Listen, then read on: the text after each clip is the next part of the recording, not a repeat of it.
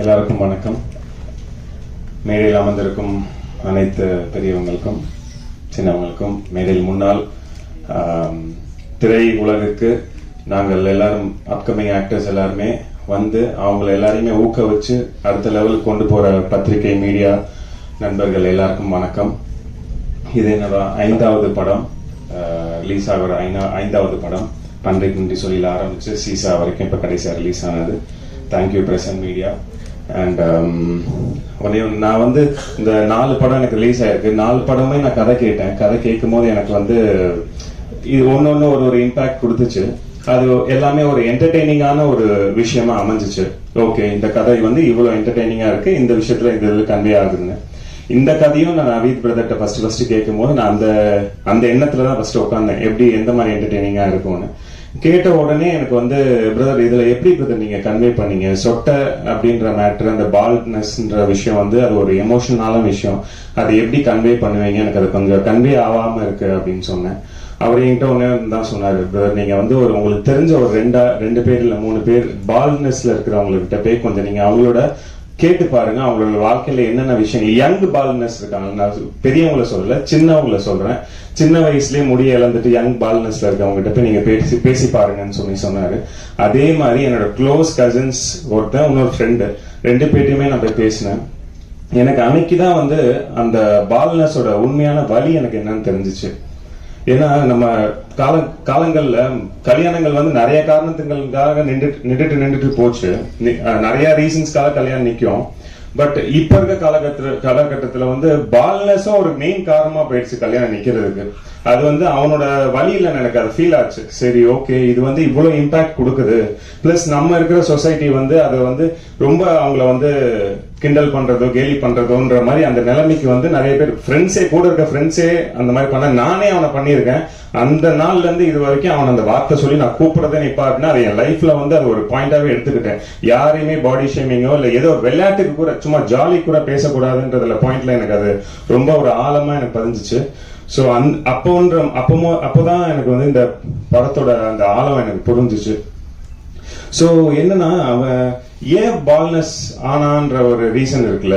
அவன் பிறக்கும் போதெல்லாம் பால்னஸ் இல்லையே, அவன் பிறக்கும் போது சொட்டையா இல்லையே, அவன் வந்து சின்ன வயசுல எல்லாம் சொட்டையா இல்லையே. அவன் ஏன் சொட்டையா வரான்?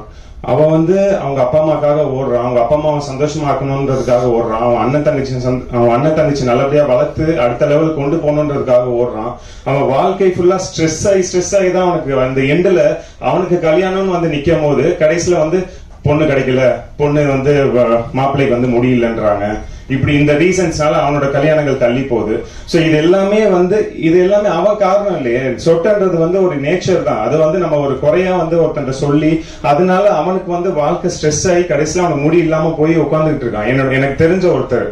சோ அந்த கனெக்ஷன் வந்து என்னன்னா, நம்ம வந்து சொசைட்டி வந்து அவனை ரொம்ப திணிக்க கூடாது. பால்னஸ்ல இருக்கவங்களை வந்து இப்படிதான் திணிக்க கூடாது, அவங்கள வந்து பாடி ஷேமிங் பண்ணக்கூடாதுன்றதுக்கு இந்த படம் வந்து ஒரு நல்ல ஒரு யதார்த்தமா நல்ல ஒரு எக்ஸாம்பிளா அமையும். அதுல நான் கண்டிப்பா நம்புறேன்.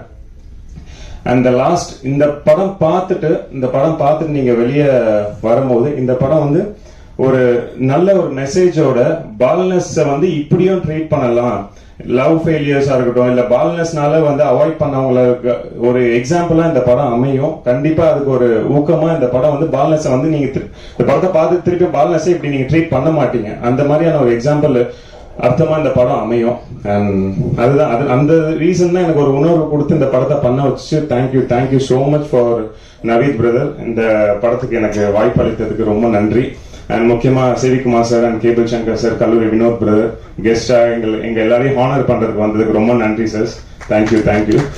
அண்ட் அந்த விழாவோட நாயகன் ரஞ்சித் உன்னி பிரதர், இட்ஸ் நம்மளோட செகண்ட் படம், பரந்தாள் ஊர்க்குதிக்கு அப்புறமா செகண்ட் படம், ரொம்ப சூப்பர்பா இருக்கு. Thank you so much. And DOP rice bro, thank you so much for your visuals, எல்லாமே சூப்பரா இருந்துச்சு. அண்ட் லைனா அப்படியே சொல்லிடுறேன், கோபால் பிரதர், ஜிதேஷ் ப்ரோவோட நான் அடுத்தது எனக்கு சீசான்ற மூவி ஜிதேஷ் ப்ரோ அப்பதான் எனக்கு நல்லா இன்ட்ரடியூஸ் ஆகி க்ளோஸ் ஆனோம். ஸோ இந்த மூவி அவர் விஷுவல்ஸ் பார்த்தோன்னே ப்ரோ நான் கண்டிப்பா இந்த படத்தை நம்ம பண்ணிக்கலாம், ட்ரெண்ட் மியூசிக்ல பண்ணிக்கலாம் அப்படின்னு சொல்லிட்டு ஆஸ் அ ட்ரெண்ட் மியூசிக்கா அவங்க தான் இதுல இன்வால்வ் ஆகி பண்ணி மியூசிக் ரைட்ஸ் வாங்கியிருக்காங்க. Thank you brother. And editor Satish, என்னோட பன்றிக்கு நன்றி சொல்லி படத்தோட எடிட்டர், எனக்கு அதுக்கப்புறமா இந்த படத்தோட எடிட்டர். ஸோ அந்த படத்துக்கு எவ்வளோ நீங்க ரீச் கொடுத்தீங்களோ அதே மாதிரி இந்த படமும் அந்த அளவுக்கு விஷுவல்ஸ்ல எடிட்டிங்ல நல்ல சூப்பர்வா பண்ணியிருக்காரு. ஸோ அந்த படமும் இந்த படமும் நல்லபடியா நல்லா வரும்னு நாங்க நம்புறோம்.